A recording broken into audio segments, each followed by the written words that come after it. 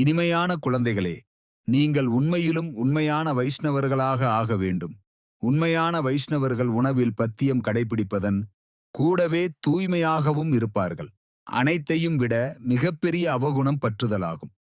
பற்றுதலின் காரணத்தினால் உறவினர்களின் நினைவு தொந்தரவு செய்து கொண்டே இருக்கிறது.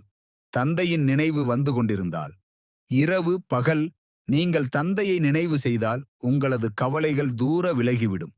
நினைவு மட்டும் செய்யாமல் இன்னொன்றையும் புரிந்து கொள்ள வேண்டும்.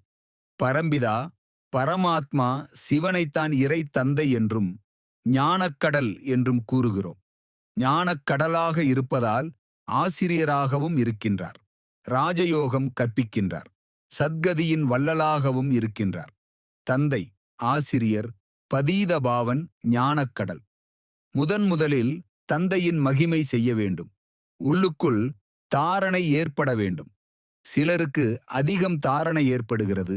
ஞானத்தில் தீவிர வேகத்தில் செல்கிறவர்களுக்கு புகழ் ஏற்படுகிறது. தேகத்தின் சம்பந்தங்களை விடுத்து தன்னை ஆத்மா என்று புரிந்து கொண்டு என் ஒருவனை நினைவு செய்யுங்கள் என்று தந்தை குழந்தைகளுக்கு கூறுகின்றார். தந்தை கூறுகின்றார், குழந்தைகளாகிய நீங்கள் சௌபாக்கியசாலிகள், 1000 மடங்கு பாக்கியசாலிகள், கோடி மடங்கு பாக்கியசாலிகள், 2 மடங்கு பாக்கியசாலிகள். எந்த குழந்தைகள் தங்களை சௌபாக்கியசாலிகள் என்று நினைக்கிறார்களோ அவர்கள் அவசியம் நல்ல முறையில் தந்தையை நினைவு செய்து கொண்டே இருப்பர். தந்தைக்கு குழந்தை, குழந்தைக்கு தந்தையின் நினைவு இருக்கத்தான் செய்யும். இது சட்டமாகும்.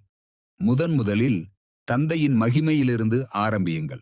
பாபா நமக்கு சிருஷ்டி சக்கரத்தின் முதல் இடை கடையின் ஞானம் கொடுக்கின்றார்.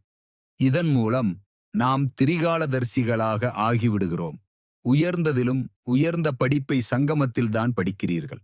யார் அனைவரையும் விட அதிகமாக படிக்கிறார்களோ மற்றும் கற்பிக்கிறார்களோ அவர்களது நடத்தைகளும் நன்றாக இருக்கும்.